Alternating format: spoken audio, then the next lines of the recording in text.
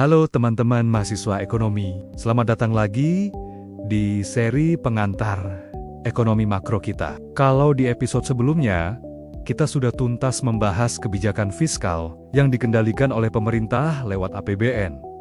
Nah, kali ini kita akan kenalan sama saudaranya, yaitu kebijakan moneter. Benar sekali. Ini adalah senjata ampuh yang dipegang oleh bank sentral untuk menjaga keseimbangan ekonomi. Caranya, dengan mengatur jumlah uang yang beredar dan tingkat suku bunga. Jadi, siapkan catatan kalian.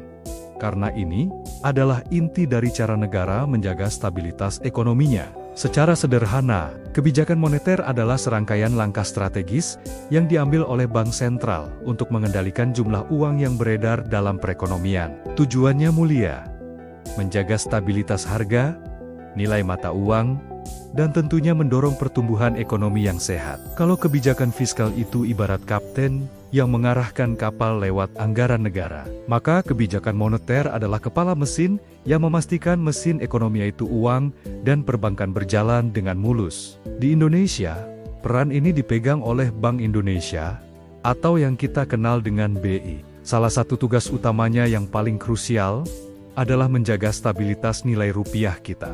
Lalu, apa sih tujuan utama dari kebijakan moneter ini? Sebenarnya bisa kita rangkum jadi 3 hal penting. Pertama, menjaga stabilitas harga. Ini artinya mengendalikan inflasi agar tidak terlalu tinggi, sehingga daya beli uang kita tetap terjaga dan harga-harga kebutuhan pokok tidak melambung liar. Kedua, menjaga stabilitas nilai tukar rupiah. Ini penting banget agar perdagangan internasional kita tetap sehat dan kompetitif. Nilai tukar yang stabil membuat para eksportir dan importir bisa merencanakan bisnis mereka dengan lebih pasti. Ketiga, mendukung pertumbuhan ekonomi dan penciptaan lapangan kerja. Kebijakan moneter yang tepat akan menciptakan iklim yang kondusif bagi investasi dan ekspansi bisnis. Jadi, bisa dibilang kebijakan moneter itu seperti termostat atau pengatur suhu ekonomi. Kalau ekonomi terlalu panas karena inflasi tinggi, Bank Indonesia akan mendinginkannya. Sebaliknya, kalau ekonomi sedang lesu atau terlalu dingin, Bank Indonesia akan menghangatkannya kembali. Secara umum, kebijakan moneter ini terbagi menjadi 2 jenis, tergantung kondisi ekonomi yang sedang dihadapi. Yang pertama adalah kebijakan moneter ekspansif, atau sering disebut juga kebijakan uang longgar. Tujuannya jelas, yaitu untuk meningkatkan jumlah uang yang beredar di masyarakat, agar roda ekonomi berputar lebih kencang. Caranya bagaimana? Biasanya dengan menurunkan suku bunga acuan, sehingga pinjaman menjadi lebih murah, dan orang lebih terdorong untuk berbelanja atau berinvestasi.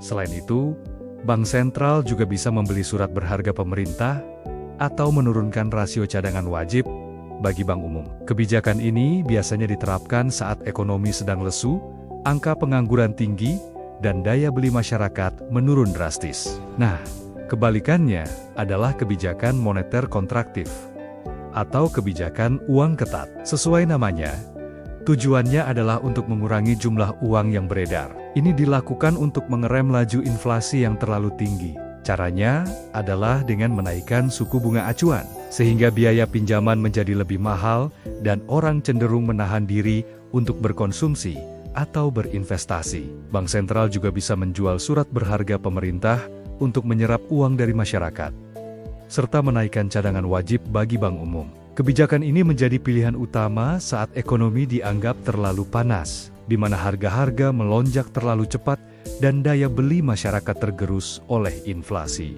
Sekarang, kita bahas alat-alat atau instrumen yang digunakan Bank Indonesia untuk menjalankan kebijakan moneternya. Ada 4 instrumen utama yang perlu kalian tahu. Pertama, operasi pasar terbuka atau OPT. Ini adalah kegiatan jual beli surat berharga, biasanya surat berharga negara atau SBN. Ketika BI ingin menambah uang beredar, mereka akan membeli SBN dari perbankan. Sebaliknya, jika ingin mengurangi uang beredar, BI akan menjual SBN. Instrumen ini adalah yang paling fleksibel dan sering digunakan. Kedua, tingkat suku bunga acuan, yang kita kenal sebagai BI rate atau BI-7-day reverse repo rate. Ini adalah senjata utama BI untuk mempengaruhi suku bunga di pasar. Kalau BI rate turun, bunga pinjaman di bank-bank komersial cenderung ikut turun, membuat kredit lebih murah dan mendorong konsumsi serta investasi. Sebaliknya, jika BI rate naik, pinjaman jadi lebih mahal, yang akan menekan konsumsi dan meredam inflasi.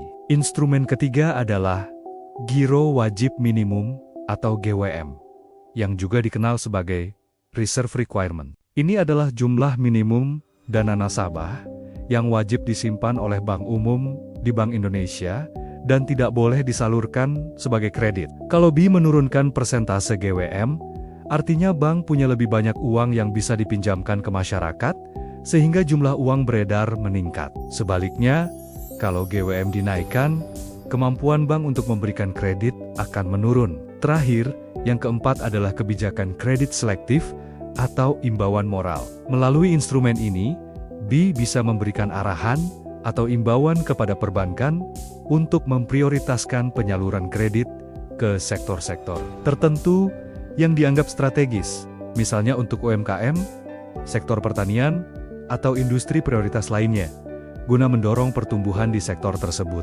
Penting untuk dipahami bahwa dampak dari kebijakan moneter ini tidak terjadi secara instan, melainkan melalui sebuah proses yang disebut mekanisme transmisi. Proses ini butuh waktu, bisa berbulan-bulan, hingga efeknya benar-benar terasa di seluruh perekonomian. Kira-kira tahapannya begini. Pertama, BI mengubah instrumennya, misalnya menaikkan atau menurunkan suku bunga acuan. Kedua, perubahan ini akan direspons oleh bank-bank umum, yang kemudian akan menyesuaikan suku bunga pinjaman dan simpanannya. Ketiga, perubahan suku bunga di bank akan mempengaruhi keputusan rumah tangga dan perusahaan dalam hal konsumsi dan investasi. Keempat, perubahan pada konsumsi dan investasi ini akan berdampak pada aktivitas ekonomi secara keseluruhan. Apakah akan melambat atau justru meningkat? Dan akhirnya, di tahap kelima, target akhir dari kebijakan moneter, yaitu tingkat inflasi dan pertumbuhan ekonomi, akan ikut berubah. Di Indonesia sendiri, kerangka kebijakan moneter Bank Indonesia berpegang pada 3 pilar utama. Pilar pertama adalah menetapkan suku bunga acuan, yaitu BI rate, untuk mengarahkan pergerakan suku bunga di pasar uang dan perbankan. Pilar kedua adalah menjaga stabilitas likuiditas di sistem perbankan. BI memastikan bahwa bank-bank memiliki cukup dana untuk beroperasi dengan lancar, sehingga sistem keuangan kita tetap stabil dan terhindar dari krisis. Pilar ketiga adalah menjaga stabilitas nilai tukar rupiah. Ini sangat penting untuk mengendalikan inflasi yang berasal dari barang-barang impor, atau yang biasa disebut *imported inflation*. Sebagai contoh nyata, coba kita lihat, saat inflasi melonjak tinggi pada tahun 2022, hingga ke 2023. Bank Indonesia secara bertahap menaikkan suku bunga acuannya. Tujuannya adalah untuk menahan laju kenaikan harga-harga dan sekaligus menjaga agar nilai tukar rupiah tidak anjlok terlalu dalam terhadap dolar AS. Nah, kebijakan moneter ini tidak bisa berdiri sendiri. Ia harus berjalan beriringan dengan kebijakan fiskal. Keduanya ibarat dua sayap pada seekor burung. Ekonomi hanya bisa terbang stabil jika kedua sayap ini bergerak secara harmonis dan seimbang. Bayangkan skenario ini. Pemerintah sedang menjalankan kebijakan fiskal ekspansif dengan melakukan belanja besar-besaran untuk proyek infrastruktur. Jika Bank Indonesia mendukungnya dengan kebijakan moneter yang longgar, misalnya dengan menurunkan suku bunga, maka hasilnya bisa sangat positif. Pertumbuhan ekonomi bisa terakselerasi dengan cepat karena didorong oleh dua kebijakan sekaligus. Namun, apa yang terjadi jika kedua kebijakan ini saling bertabrakan? Misalnya, pemerintah sedang ekspansif, tapi BI justru mengetatkan kebijakan moneternya karena khawatir inflasi. Akibatnya, ekonomi bisa melambat atau bahkan menjadi tidak stabil karena arah kebijakannya saling bertentangan. Nah teman-teman, sekarang kalian sudah lebih paham kan?